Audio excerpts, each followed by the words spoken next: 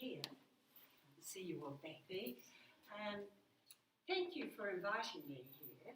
And Sister Christina Noisling, that's a word, surname that has all the letters of the alphabet in it. We're delighted to be here to share with you around St. Joseph. We're called Josephites because we're the sisters of St. Joseph. So on our website, I noticed that Monsignor has a lot of leaflets out there on Joseph, and mostly off our website. So that's lovely. Felt lovely welcome, and a lovely statue of Joseph there too. So I really want to thank the pastoral team and Monsignor Trevor. I came here at Easter time because my sister is Erin McGough, and some of the McGoughs are here. And for that reason, I need to tell you that my passport says Shona Katrina Brill, and to them I'm known as Shona, and to others I'm known as Katrina. So how about that? I have a double identity that I change around. So just as a way of starting, I usually have any group that I'm with, that we actually spend a couple of minutes in quiet with our eyes closed, 2 feet on the floor, and it's a way of being here.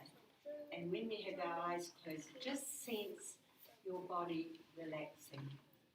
And Christina will just sort of play a little tinkling, but it's not to be a distraction, it's just to rest. So think of the words rest, relax, breathe in and out, and let thoughts fly through. Don't follow your thoughts, let them go.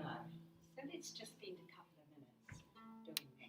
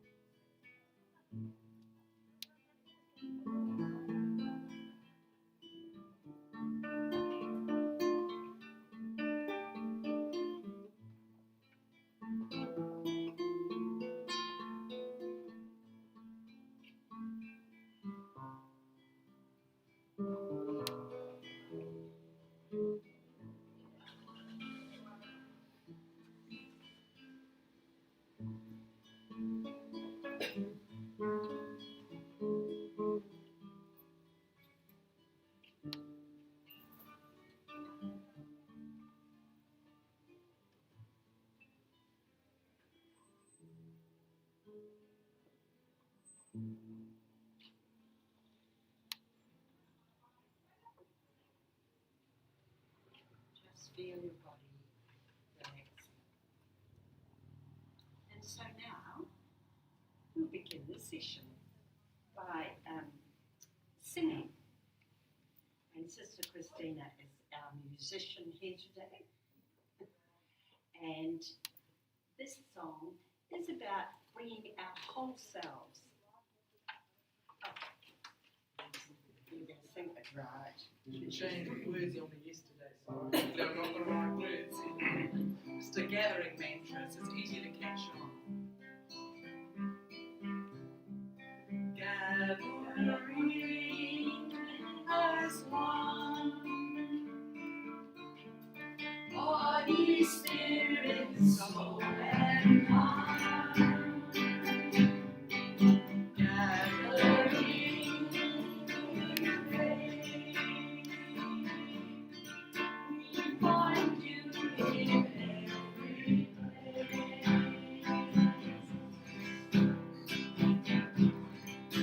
We are called for King. You're called for King.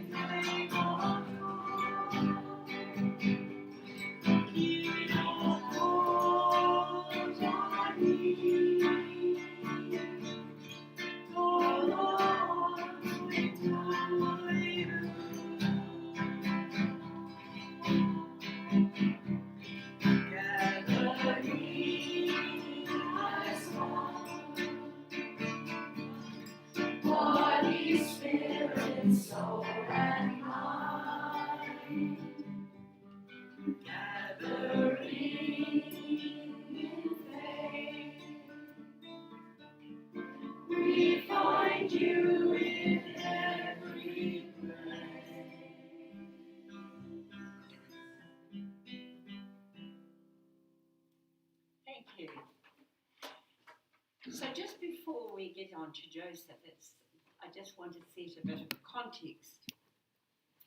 And Joseph, like us, all of us, we look for fullness or enlightenment or that which will bring us peace.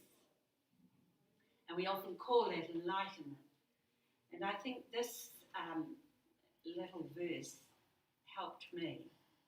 So I just thought I'd share it with you.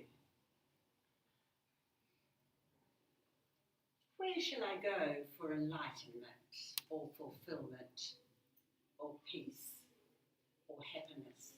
Where shall I go? Here.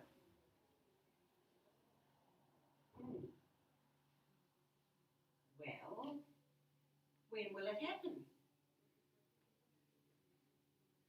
It's happening right now. Well, then why don't I experience it? Because you do not look. At what? Anything your eyes are light upon. Or must I look in a special kind of way? No, just the ordinary way will do. But don't I always look in the ordinary way? No. Oh.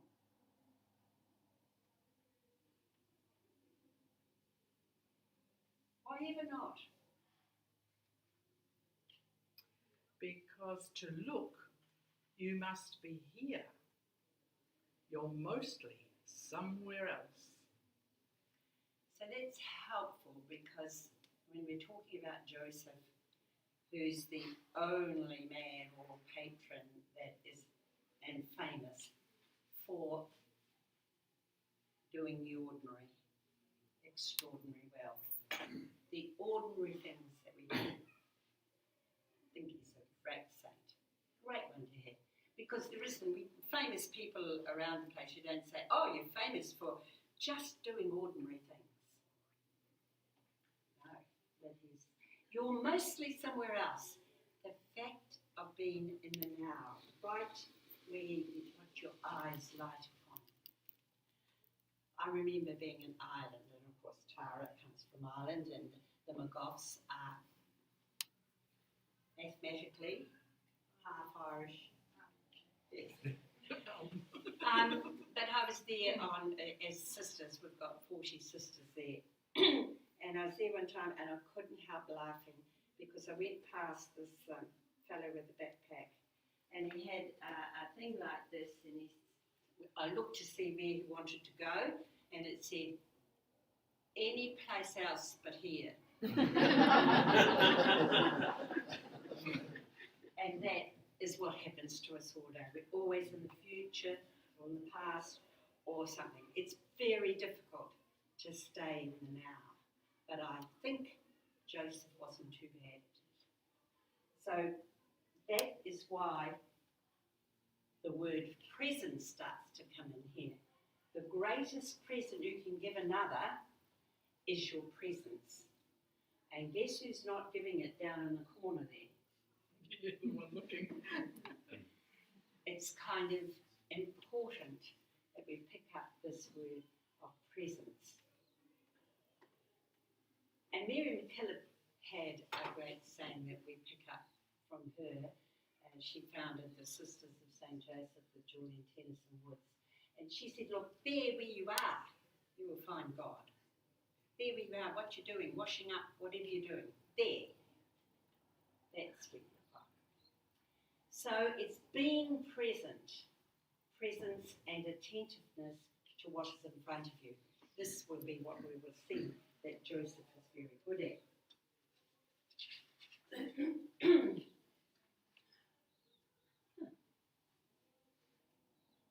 Oh, isn't that wonderful? What we're going to what I would just wonder again in laying the context is to say culture. culture is a set of beliefs and attitudes, behaviours, customs, heroes, artefacts, paintings, sculptors, and so on, and practices.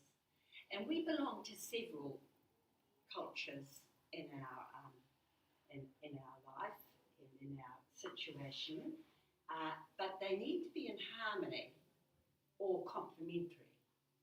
So one of the cultures, of course, that we may be a significant one for us is the Christian Catholic culture. And Claude Marichal put it like this, that we want to belong. And is that one of your things? To belong. To belong. Yeah.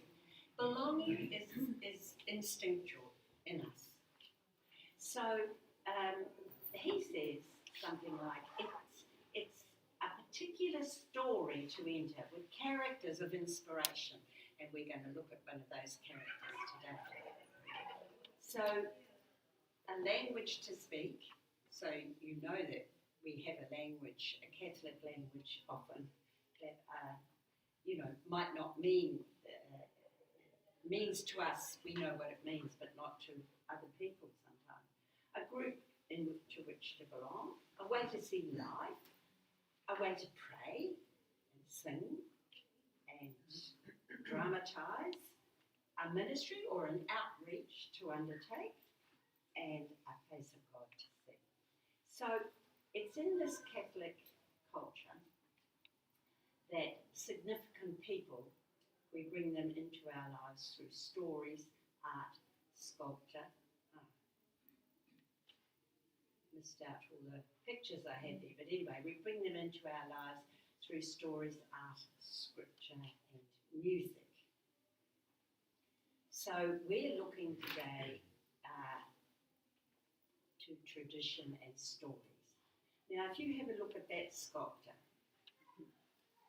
an Anzac soldier, I want you to see there are three things that happen if it is relevant to us.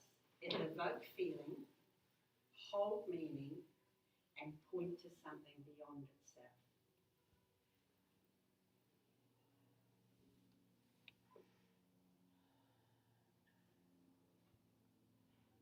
So, we've just had Anzac Day, and I went down to a little ceremony on the beach. There was a memorial there in St. Helens. And I found that there was feeling evoked in me. It held the meaning of all the people, and men and women, who fought for what they thought was justice. And then it points beyond itself to perhaps things like, what is war? Why do we go to war? So it doesn't actually just stay with the symbol itself. And when you get a symbol like this, you start to feel stronger. And maybe you have great compassion because of that man carrying another man who's wounded and he's exhausted. What compassion there is in that picture.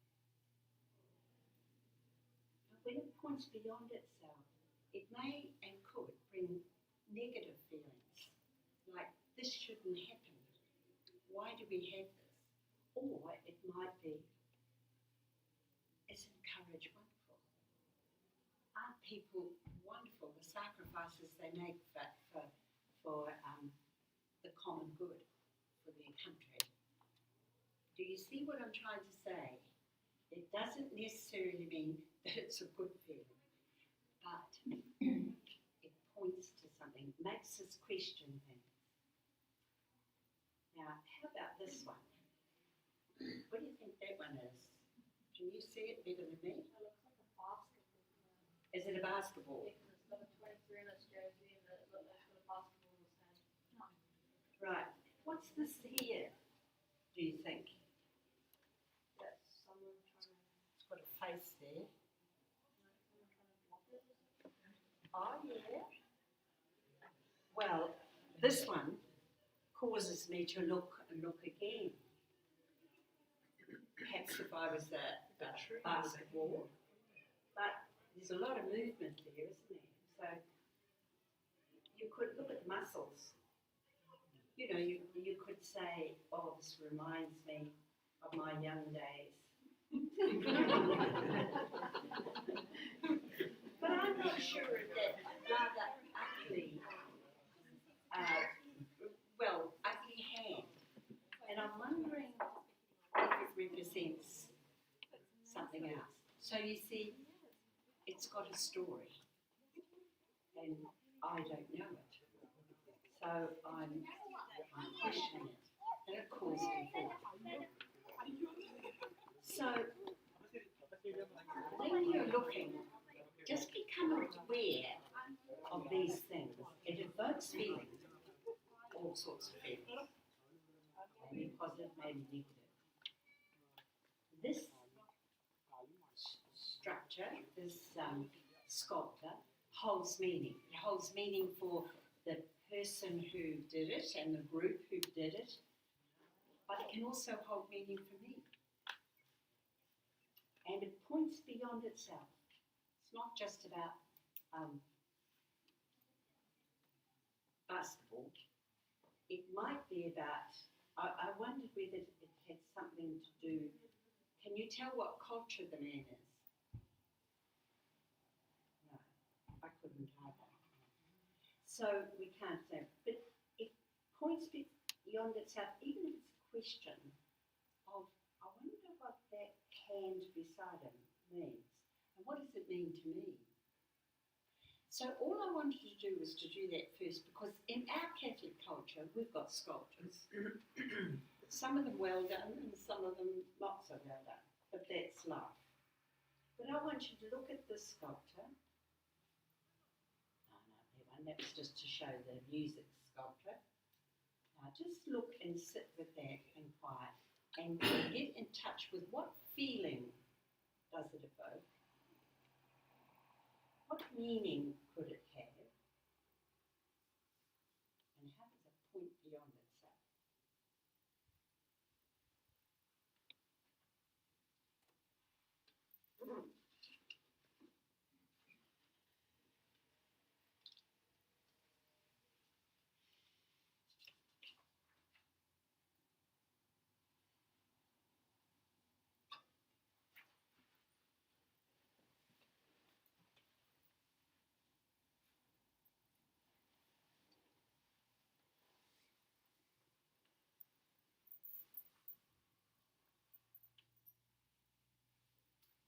Right, just turn to the person next to you and just share a feeling.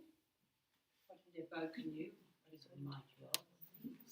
And what that sculpture is for you. So just share that.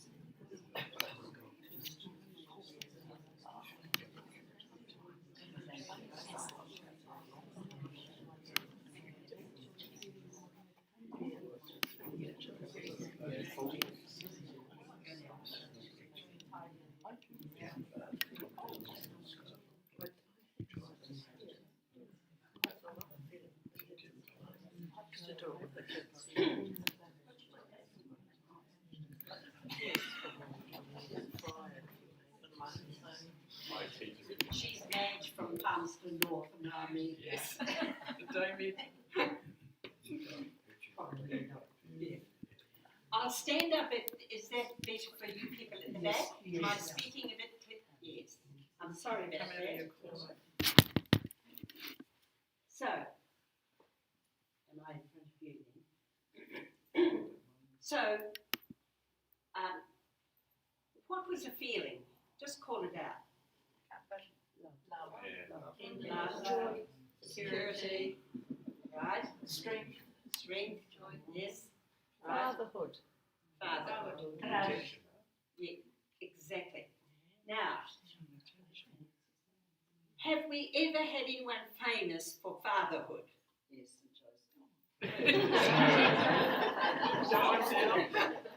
it's like it's not right. Yeah. St. Joseph. Now, someone mentioned strong. Now, you see, that is that sculpture for me brings together tenderness is strength, doesn't it? I mean, the tenderness. He's playing with Joseph's beard, and Joseph is just gazing with wonder. But the whole thing is strength. So Joseph, I'd like to sort of say it in society, because they haven't got anybody putting anyone up for fatherhood. And so many of you have been fathered. Joseph puts before us the wonder and awe and sacredness of the ordinary things of life. This is ordinary, to look into your child's eyes like that and say, aren't you a wonderful gift? Sometimes. All the time. So St. Joseph is a patron, if you like, of daily life. So this would be something that would happen in daily life. So now we sort of go a little bit deeper. How has Joseph been presented through tradition and gospel stories? So we'll see how far we get. So tradition with a capital T is about what has the Christian or Catholic community, how long did it take them to take this character who's in our gospel stories and look at this character to be a character of inspiration? Well, it was 1479 before he was recognised at all as a character that could inspire us.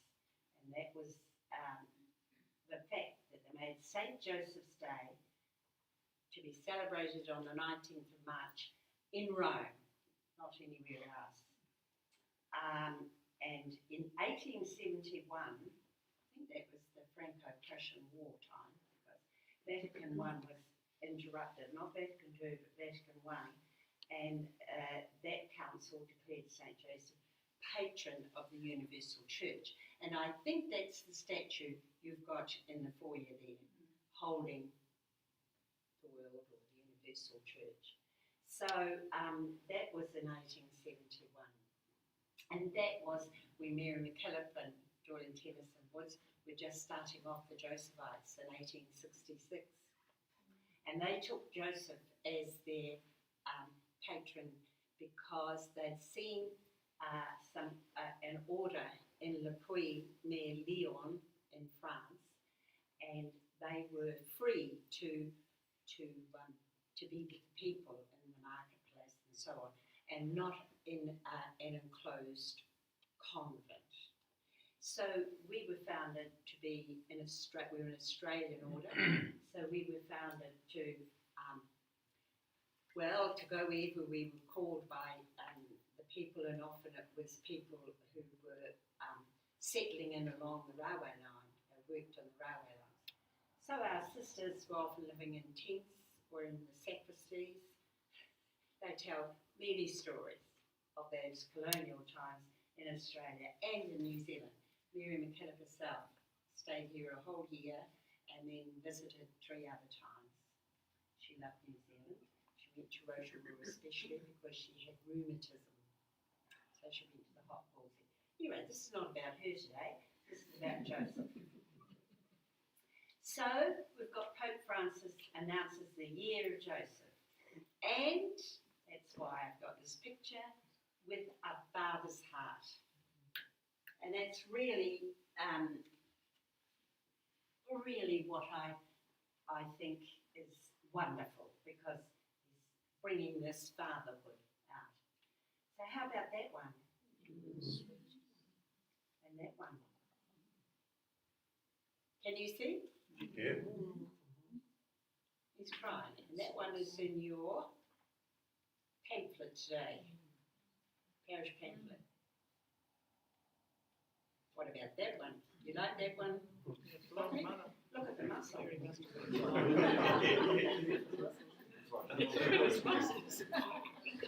It's interesting because in that one, the halo is definitely on. It looks like a hippie, whereas that one hasn't. You know, they don't have to have it, but it depends on the artist. Just wanted to make sure that that was the picture of Joseph, modern Joseph there. What about that one? Can you see it? Look at all the colours in it. So here are, I don't know the artists, it didn't say, but these possibly younger, so I thought, well, isn't this wonderful? They are seeing daily life, ordinary life. Here's a man that we can follow. This is probably one that's a bit earlier, but can you see the toy? Yeah, curly hair, like Dad. Yes. What about that one? That looks a bit more Jewish, doesn't it? Which Joseph would have been cuddling up really fitting, yes. Now that's probably the typical picture that I would have had as a child and put in my prayer book.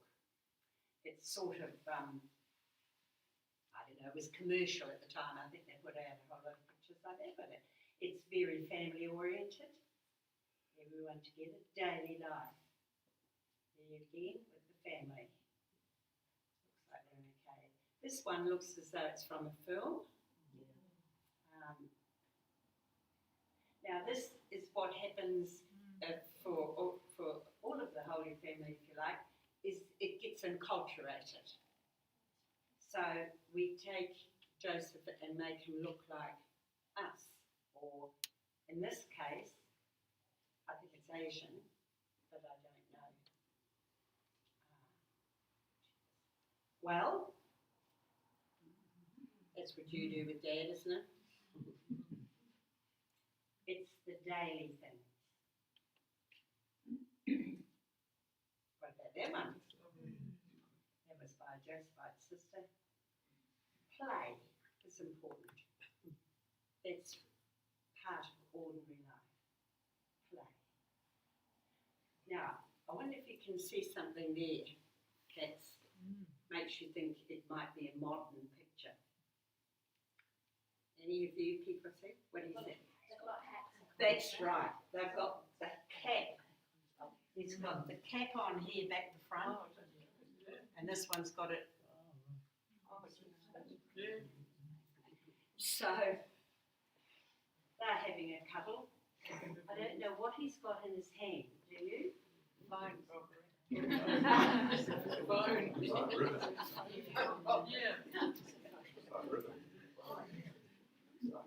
Now, this might appeal to some people who are interested in icons.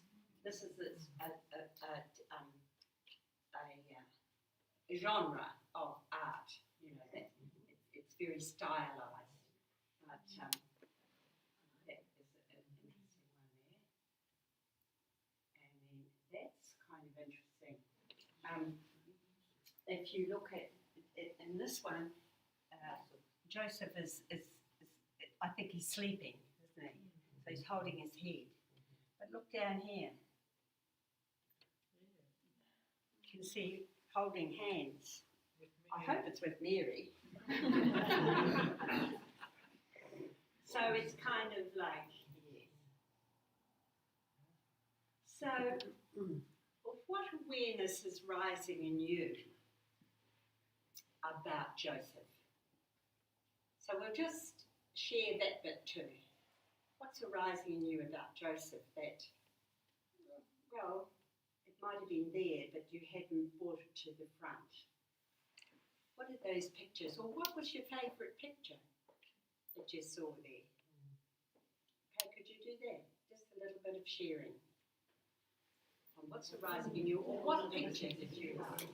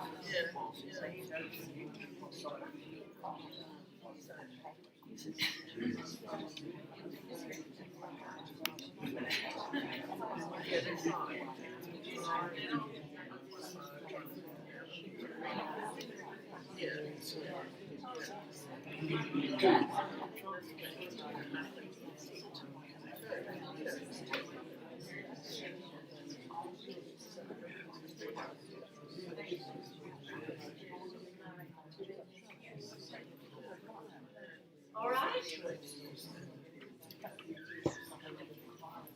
So, well, ever since the Josephite sisters were made, the 19th of March would have been an important time. Can you see me? Superman. So we find that there are other titles given to Joseph. So in our culture we have titles that are given to people, Sir something. In England it'd be Lord something. For women it is Lady Muck. Lady something. It's that in our culture too. So for someone we want to put forward as someone we find inspiring, we use the word saint. But we also sometimes give them a title. So out there is Joseph, patron of the Universal Church. Well, another title, it's got several titles, is one that Pius XII announced. And I remember this, my age is showing, I remember this at school, and the feast of Joseph the Worker was painted, the 1st of May, so that was yesterday. And you had Turangi Church called St. Joseph the Worker. Now I think that picture is I don't know if it's clear. He's got I think board and an axe. It's just sort of a bit different from some. I'd say it's made of stone. So sometimes I think the statues and things we have are a little, could be varied a little bit. This one is Joseph the Worker. You can see him there with his, what's that called, Chris? Square. A square. Square. Is that what it's called? Yeah. Okay. Well, they seem to like to put that with Joseph the Worker.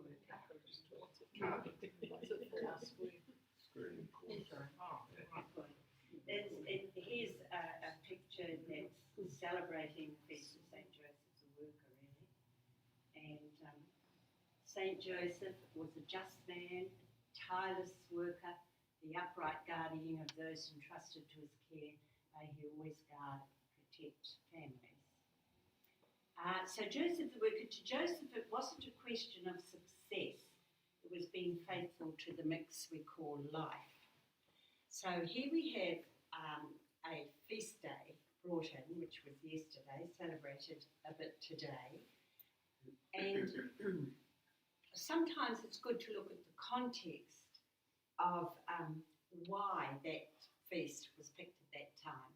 So many of us here, because I can see my age or younger and a little bit older, so we remember that after the World War II, we had another term which was called the Cold War.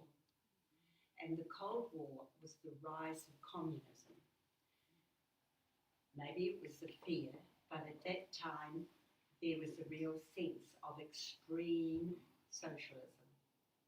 And so Joseph the Worker, the feast day was put on the 1st of May. Who knows what the 1st of May was? May Day. May Day, there you go. Workers' Day, Union Workers' Day.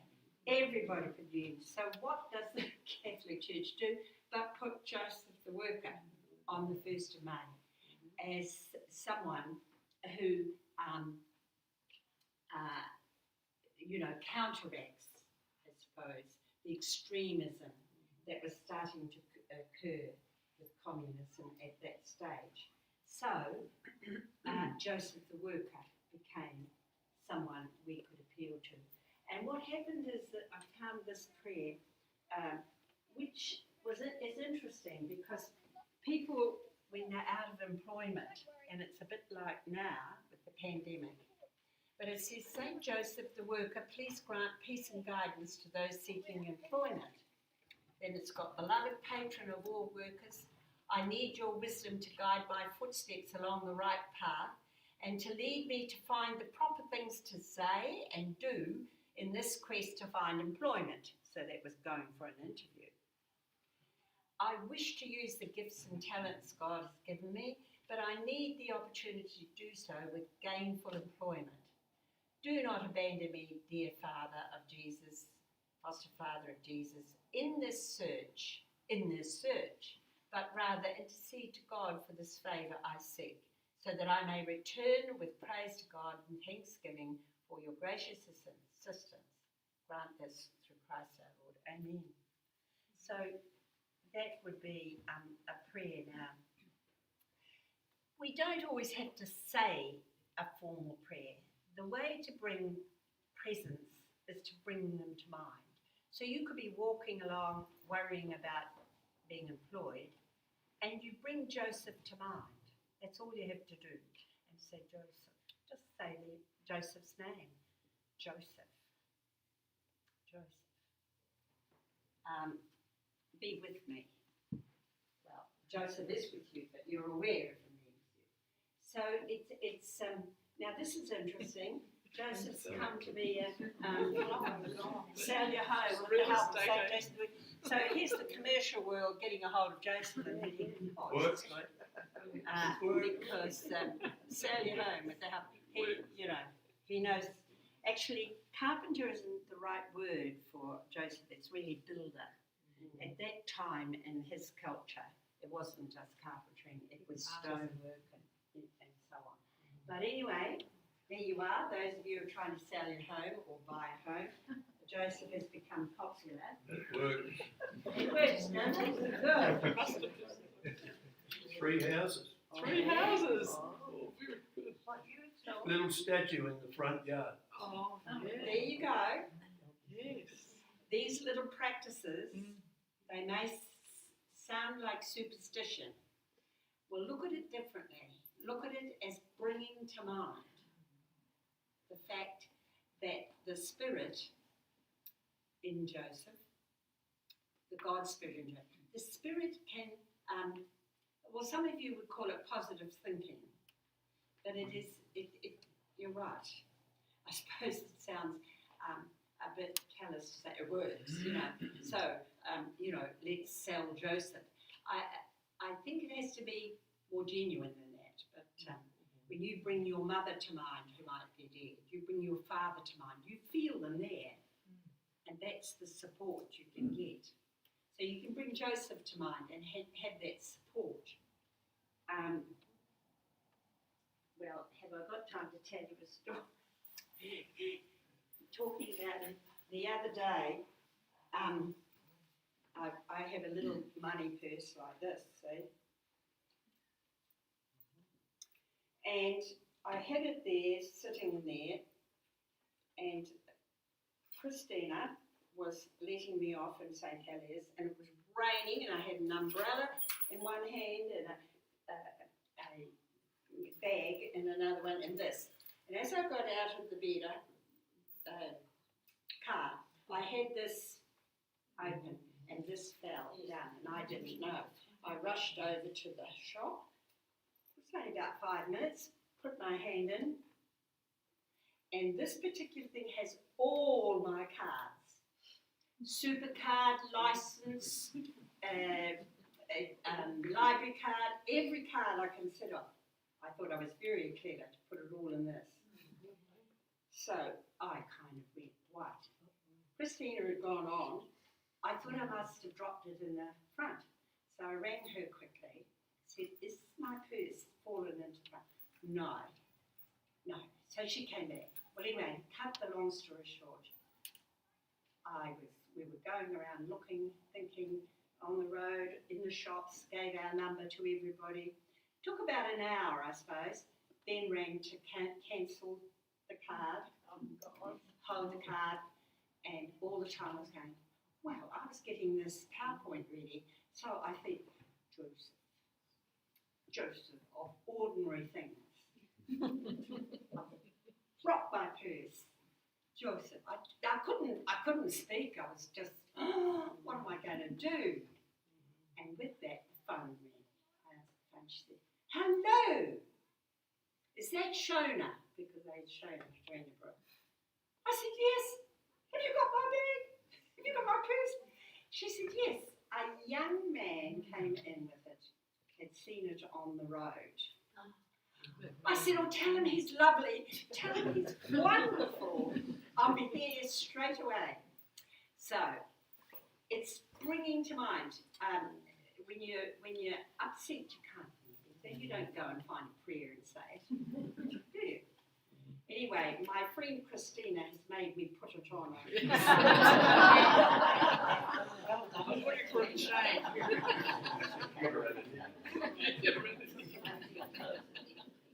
So we're looking at what the tradition does.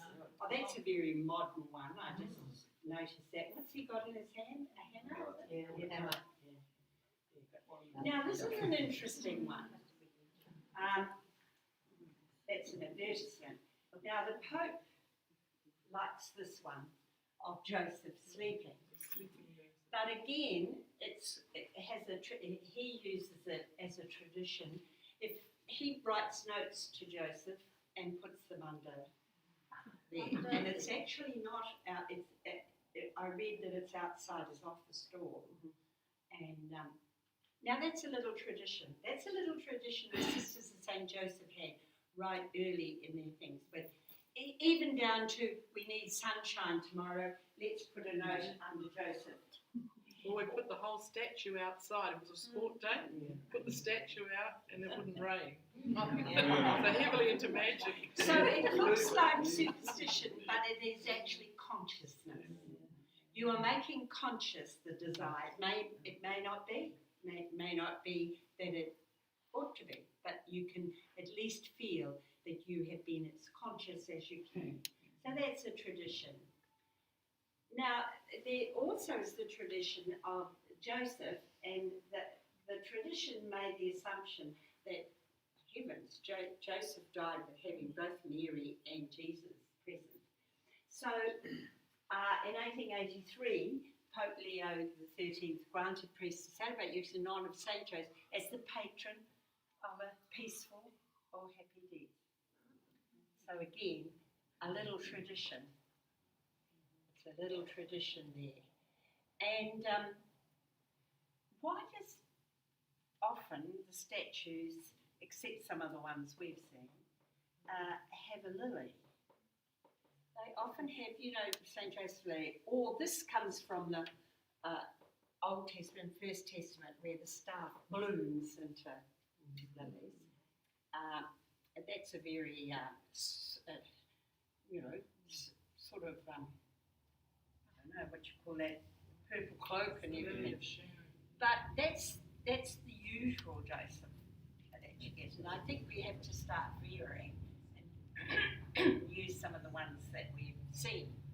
But the lilies symbolise Joseph's faithfulness and integrity, and purities in the sense of being single-minded.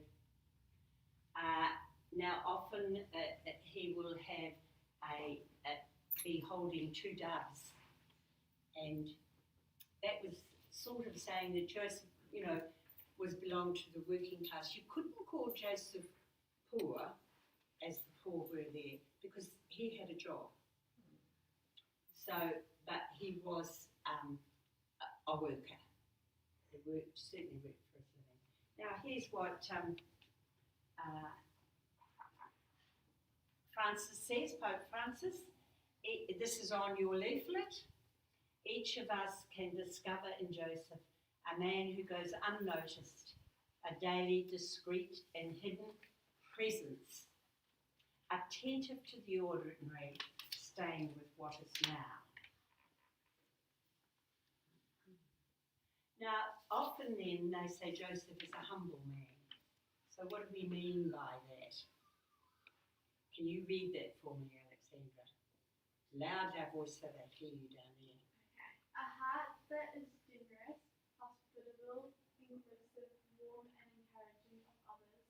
A heart that recognises his/her own weaknesses, limitations, blocks and ignorance. To be real, true and accepting of all the ordinariness of life. Aware of the presence of the divine in all life. Absolutely. Aware of the presence of the divine in all life. So we just have a few minutes just to say we know this presence in life. And this is from the Bible, the scripture, John. And we have to remember this. No one has ever seen God. We experience God. We don't see God. But this is interesting because it was a little bit the same this morning in the gospel. But if we love one another, God lives in us and God's love grows to fullness in us.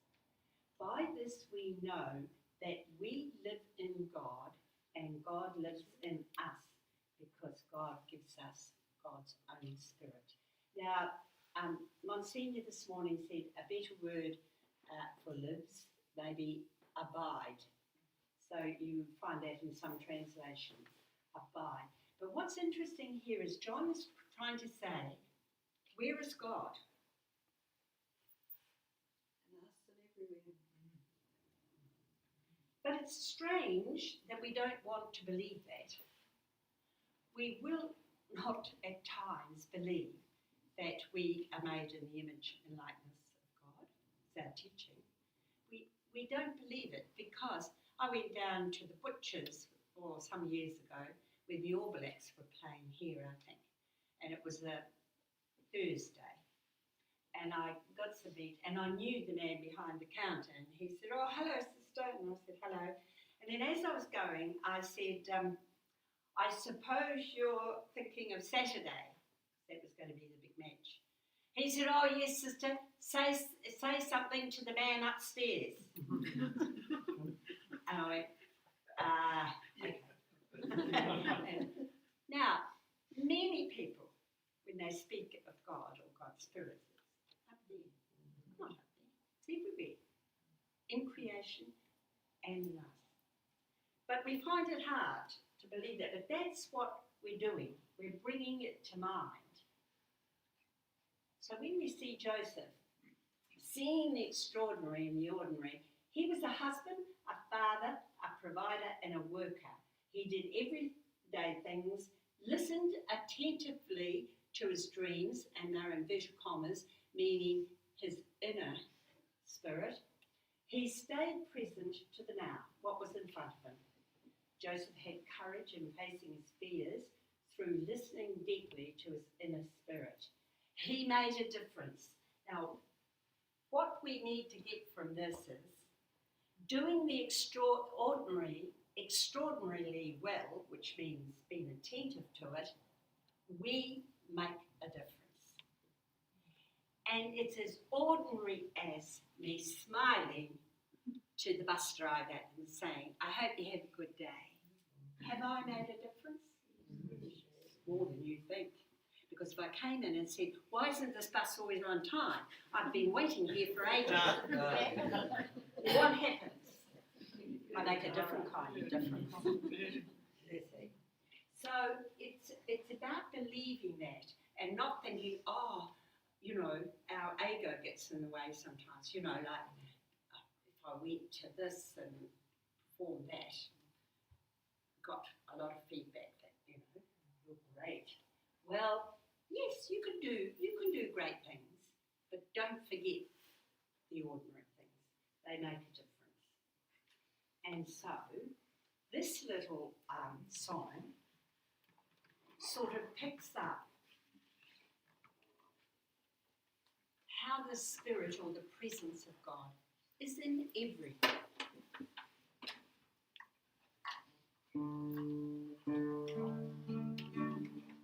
You know it? Join in so I can don't get nervous.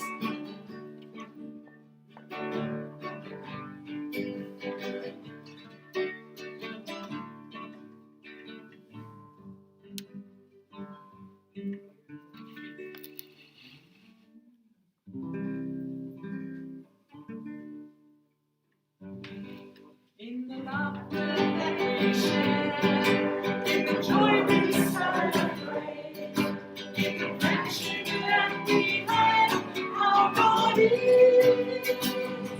In the love that warms our hearts, in the kiss that we give, our God is truly known. God is more than any heart to know, more than any heart to know. God is mystery, sacred mystery, all the wonder and beauty of life. In the kindness that we show, in the goodness that we have, in the justice that we live, our God is. In the heartache we may know, in the healing we may need, our God is truly known. God is more than any heart to know, more than any heart to know. God is mystery, sacred mystery, all the wonder and beauty of life. In the heart of you and me, in the wonder of our hearts, in the glory of creation, our God is. In the word of life we hear, in the blessed bread we live, our God is truly known.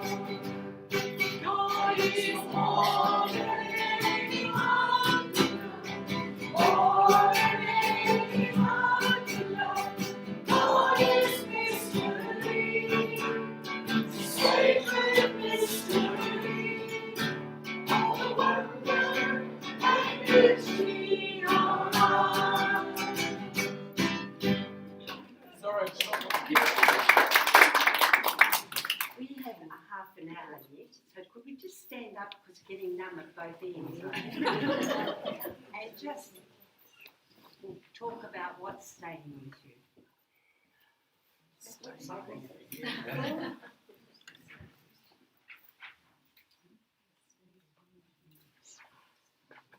Have you ever done the shoulders of the person next to you? Have you ever done that at a group? Yes. Go to a group and you turn like a train and do the shoulder.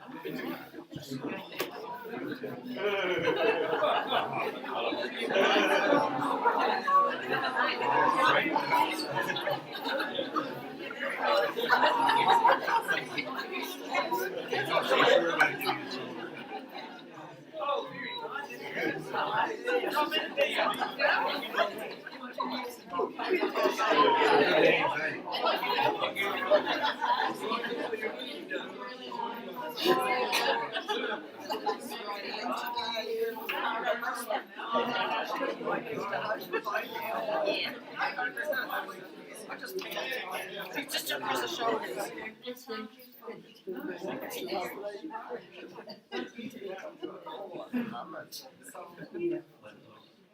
Thank you.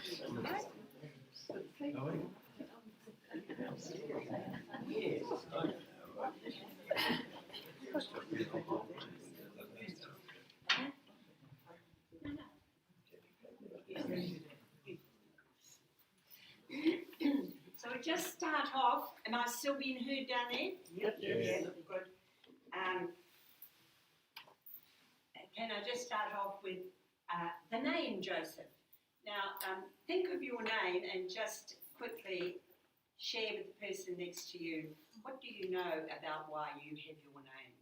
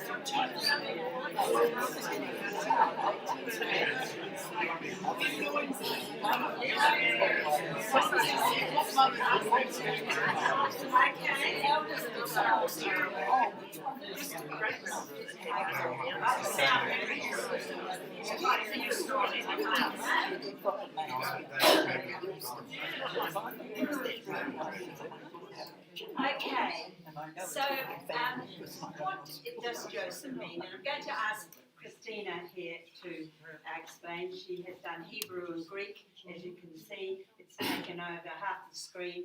And often when I work with her, when we're both doing something, it's very interesting when she tells us what is meant by it. So thank you, Katrina. Well, the name you'll find most of the scriptures, especially, remember only the First Testament is huge and we don't know it very well. The Old Testament. Yeah, and the New Testament, where this story comes out of, but it was written, the Old Testament is all in Hebrew and all the names come from that.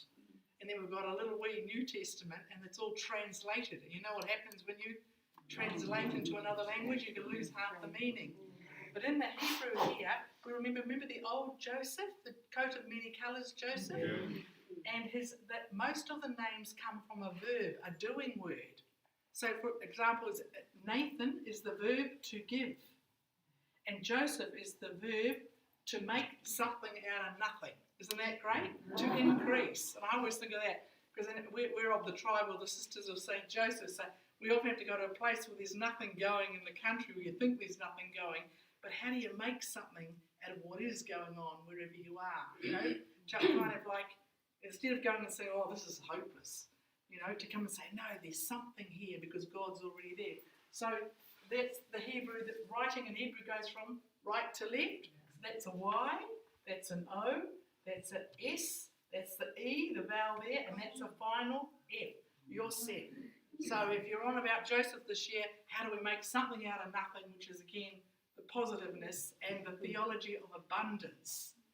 Now sometimes we go and say, oh look, there's only 3 people came to this session. We're kind of looking at the hole in the donut. You say, look at all of us here, you know, people, it's fantastic, there's always enough. So that theology of abundance, which one do I come out of? Do I always moan there's not enough, or I'm not good enough? Or do I look there and say, this is flaming marvellous? It's Joseph. Very good. one time when Christina and I were doing a session, I was doing half an hour and she was following with half an hour. And I was so worked up and I sat in the front and every time somebody said something or she was trying to say something, I said, oh yes, and I just forgot, da-da-da-da-da.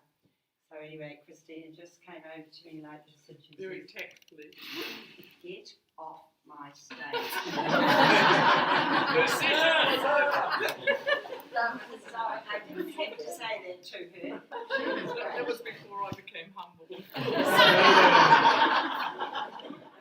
Right. So what I want to do now is to say we've been looking at sculpture and pictures and the dancing. There'll be all sorts of music, songs that would be in our tradition about Joseph. And probably we got them from the stories here.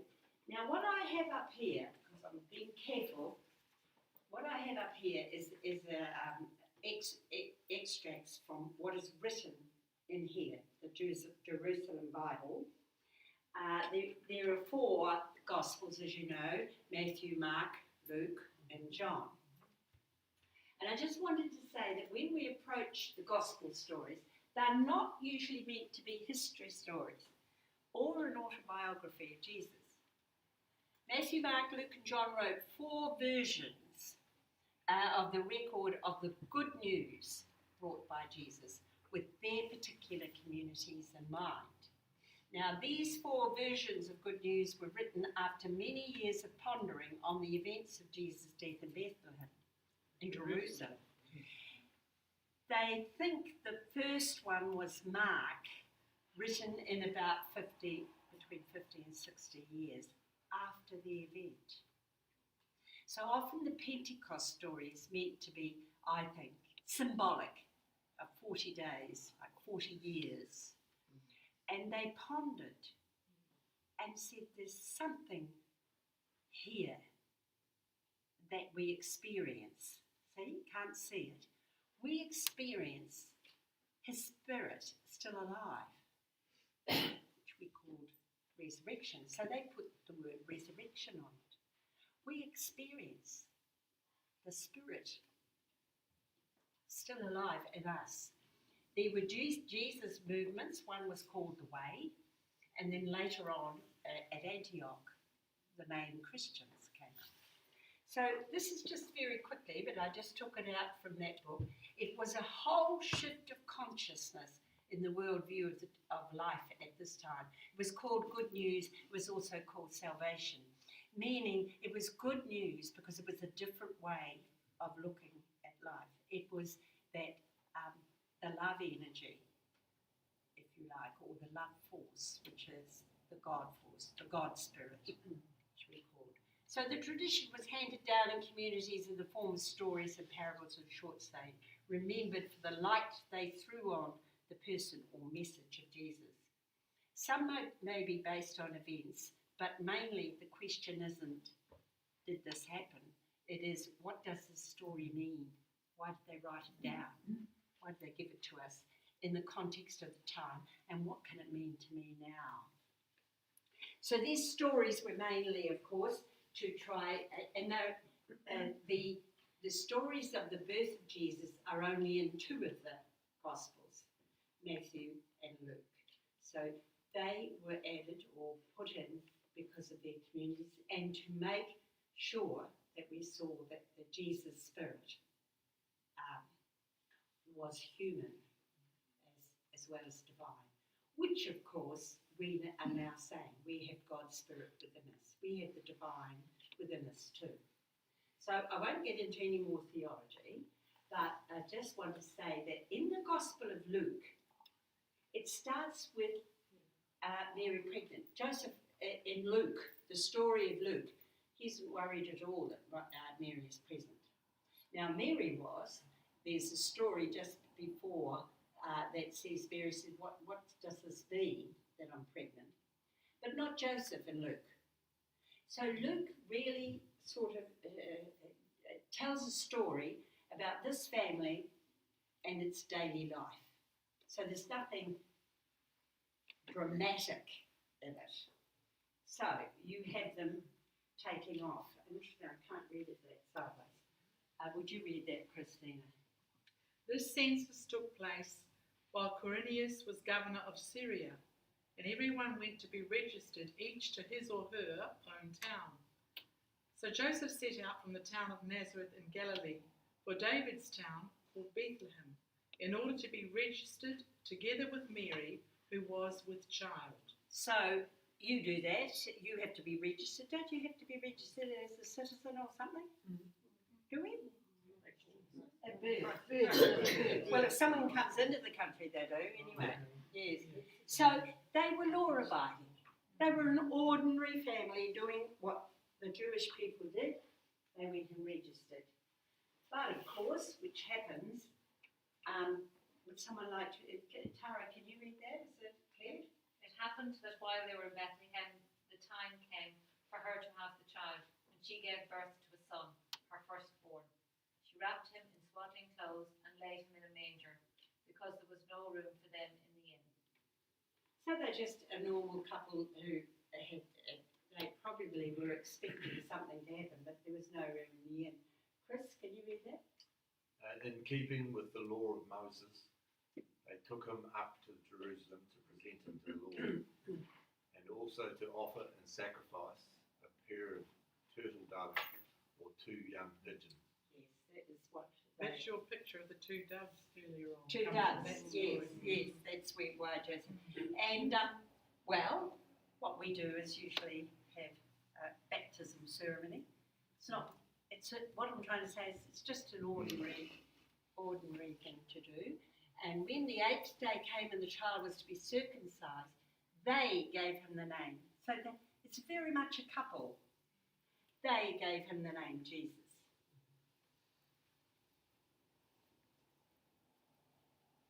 Who would like to read that?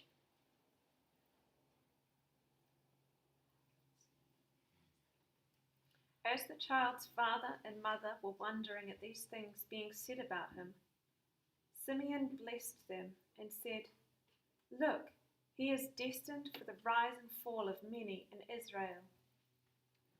When they had done everything the law required, they went back to their town of Nazareth, where Jesus grew in maturity, wisdom, and God's favour was with him. What could be more normal? Simeon did say a few worrying things about his future that they didn't understand, and that can happen to anyone. But it then just said he'd gone back and had a nice time, grew up at home, and then Luke puts this story in as the last one. Oh, it was like, I forgot there was something that did happen. So, Christina? Every year his parents used to go for the feast of the Passover. When he was 12 years old, they went up for the feast as usual. Okay, now I just want to explain, and older people here would know.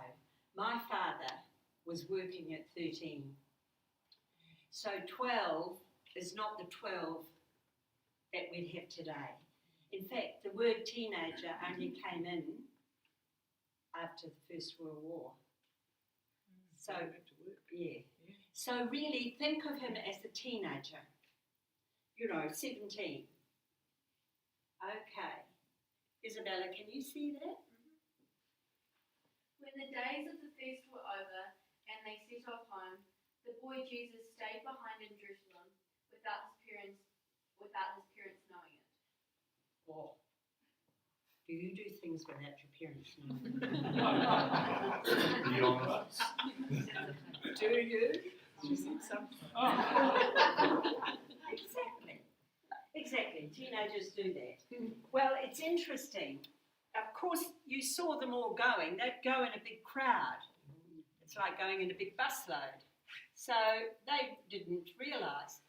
It says they assumed he was somewhere in the party of people. And it was only after a day's journey that they went to look for him among their relations and acquaintances. Now, I take this picture to be Mary with Joseph saying, "Where is he?" And it says here that they went and talked to their relations. When they failed to find him, they went back to Jerusalem, looking for him everywhere. Now, I can't see if there's other couples, but I know there's a couple here. Do you think that first instant when you realised that your son wasn't there and the relatives weren't there, would there be any kind of back and forward tension between the husband and wife?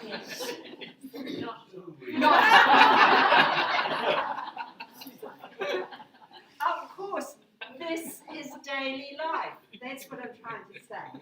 He's put this in, said, oh, well, you know, nothing terribly bad, but living family life, you do have these crises. Where is he? Why did he do it? Da, da, da, da, da. So they looked at me. What is interesting is that they've been a day's journey, but it took them 3 days to find him when they got back. I think that is awful.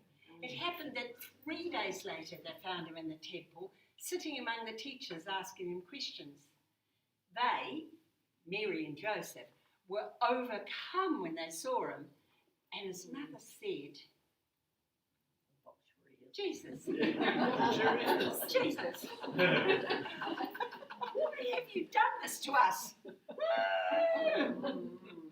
See how worried your father and I have been looking for you.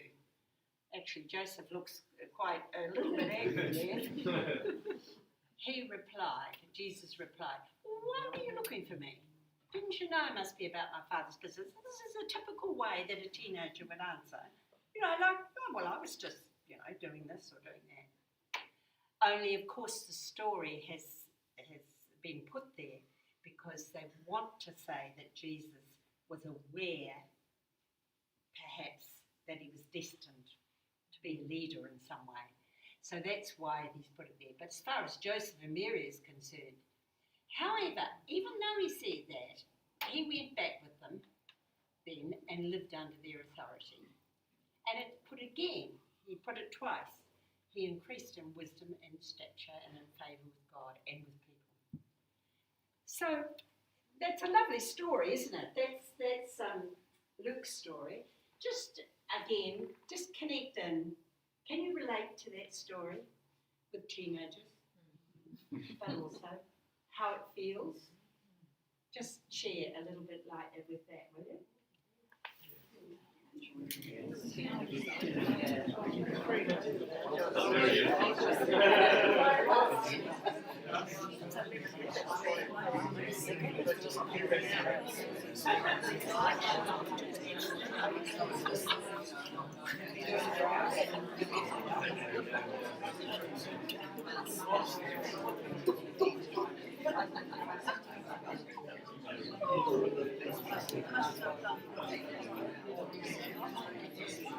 Okay.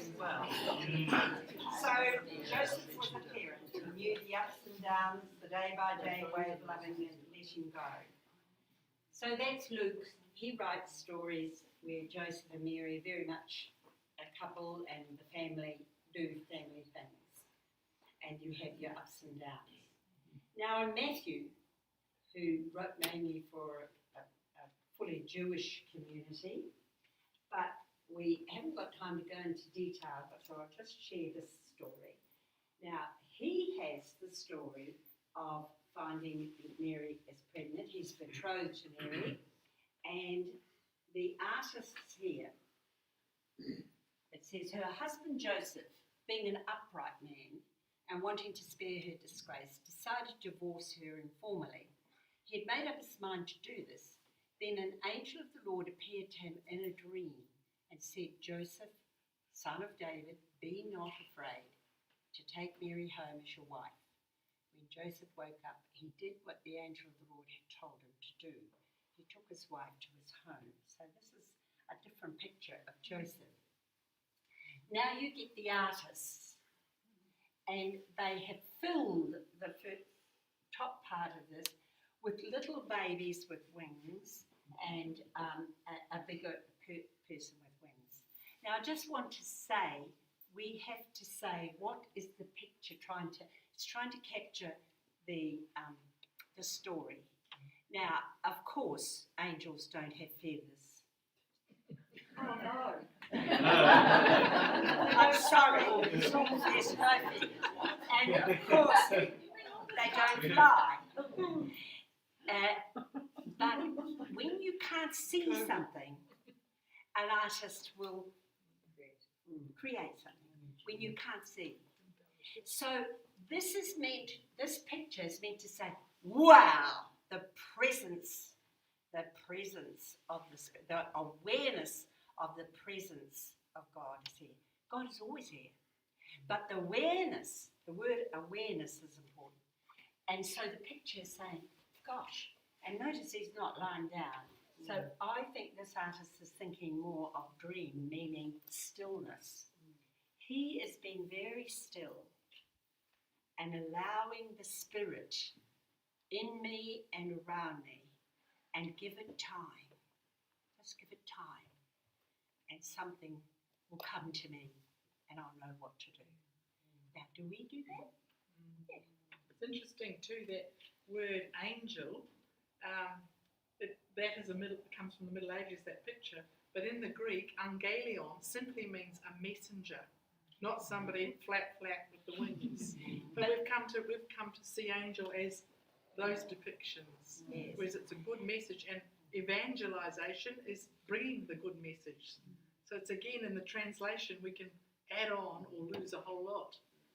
That's right. But even the word messenger suggests a person where we need to see it as a message coming in if we're quiet. But that's something we can get from Joseph. He's often called the silent one. So Mary McKillop used to say, listen to the whisperings of the Spirit in your heart. So we need quiet time. Some people go for a walk in the bush or in nature, or somebody sits on the veranda, but we need to have quiet time really every day, even if it's for 10 minutes. It keeps us balanced.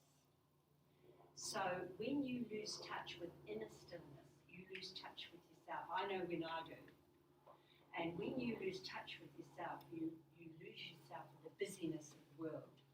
I know when I've reached that point, I find it so difficult to go off and have stillness. And the mind's going boom, boom, boom, boom, So it's very important that. So that was Matthew. Joseph was an upright man, tried to do the right thing. He was also called a just man, which in the dictionary means upright and downright. That's interesting. Joseph was a just man, someone you could count on.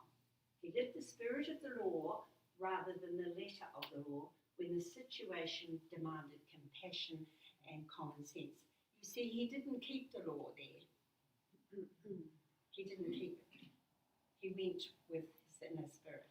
So there's times that we do that too. But the law is there, to help us. There's a saying in, I think it's in legal law and in religious law, it says, if you keep the letter of the law by breaking the spirit of the law, you have broken the law. So it's knowing the difference. Yeah. I'm just looking because we're coming to our time.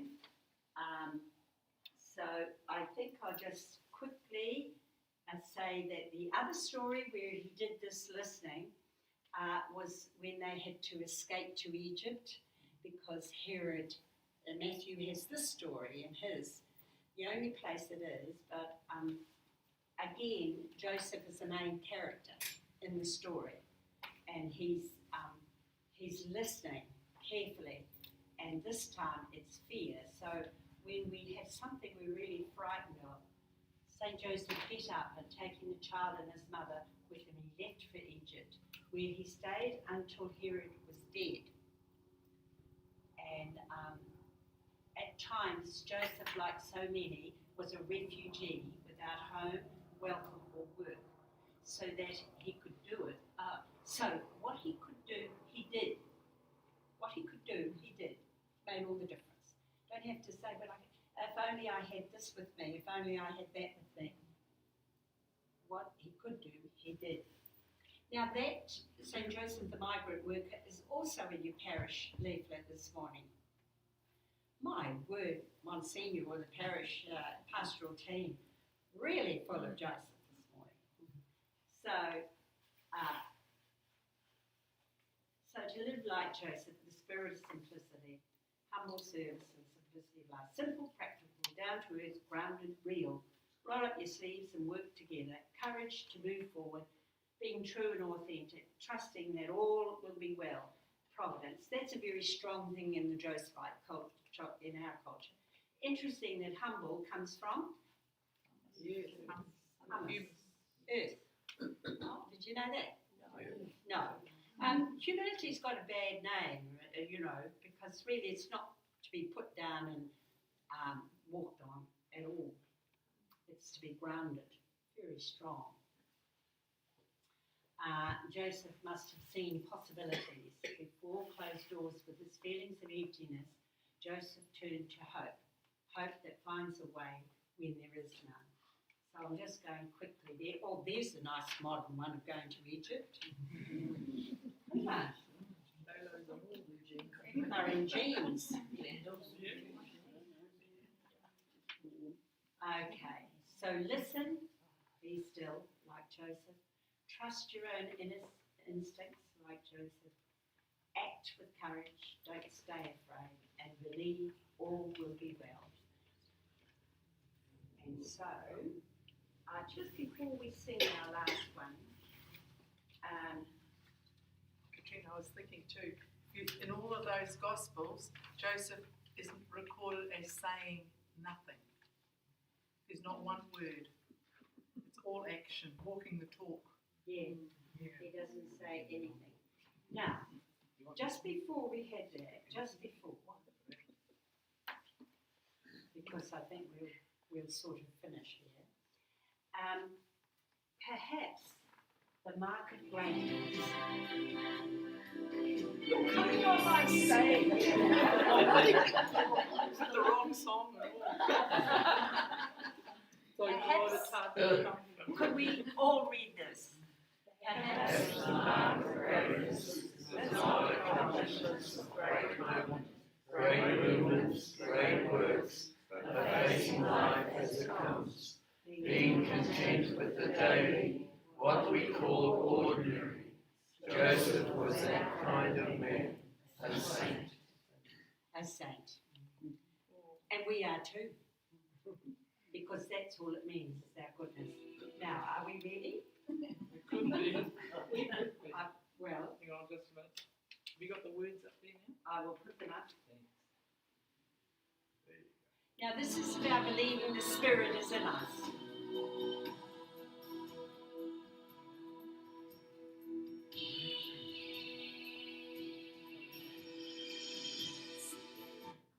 I stand strong. You can stand up and sing it. In truth, as the fire and winds draw near, I stand tall as I am, for the healing and the rising of all. And the Spirit moves through me, Spirit moves in me, Spirit moves through me, Spirit moves in me, Spirit moves freely, Spirit moves, Spirit moves freely, Spirit moves. I stand strong in truth as the fire and winds draw near.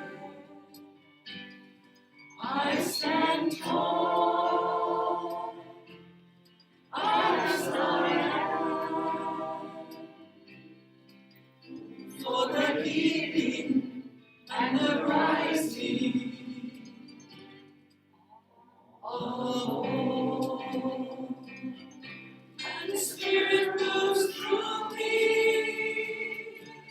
The Spirit moves in me. The Spirit moves through me. The Spirit moves in me. The Spirit moves freely. The Spirit moves.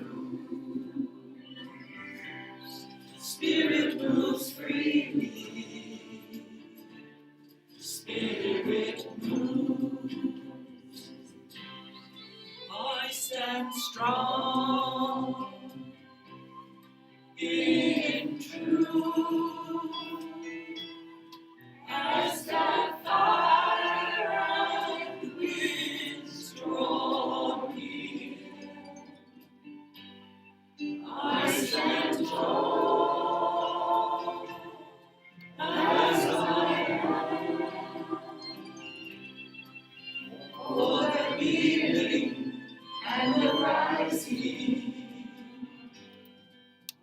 Oh, Really now. and the Spirit moves through me. The Spirit moves in me. The Spirit moves through me. The Spirit moves in me. The Spirit moves freely. The Spirit moves. The Spirit moves freely. The Spirit moves. Really. Then, wait a minute. Did you turn my thing off? Oh, no. The year of Joseph, seeing the extraordinary in the ordinary. There where you are, you will find God. The greatest present you can give another is your presence. And yes, then why don't I experience enlightenment? And we'll just carry on with that one. But that's important, the last line. Because to look, you must be here. You're mostly somewhere else, to remember that, to take away. And we won't need that. And time for a break. Wait a minute. You've got to see this. You've got to see this. Kawasaki. You've got to see this. Isn't it coming?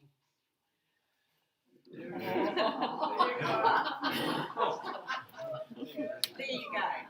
Time for a break. Thank you so much. I enjoyed it. You're a great crowd to be with. Yeah. And St. Joseph, pray it for us. Pray for us. Thank you.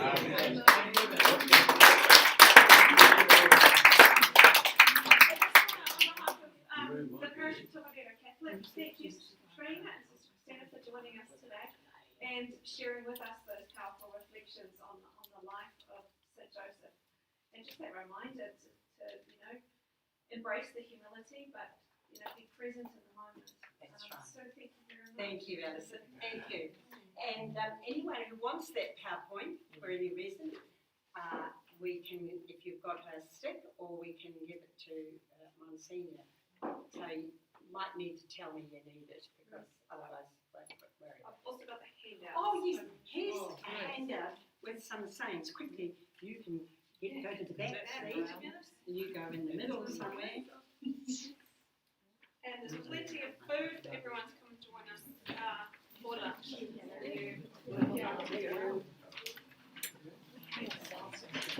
Thank you.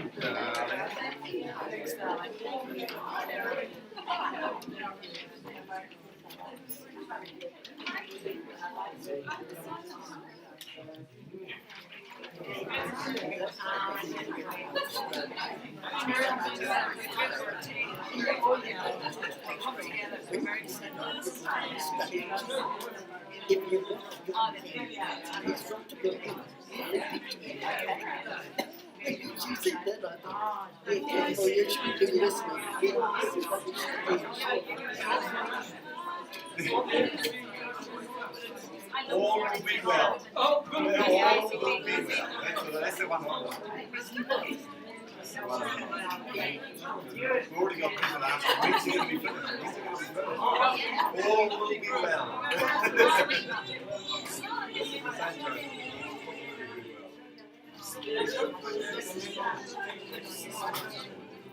Yes. Well,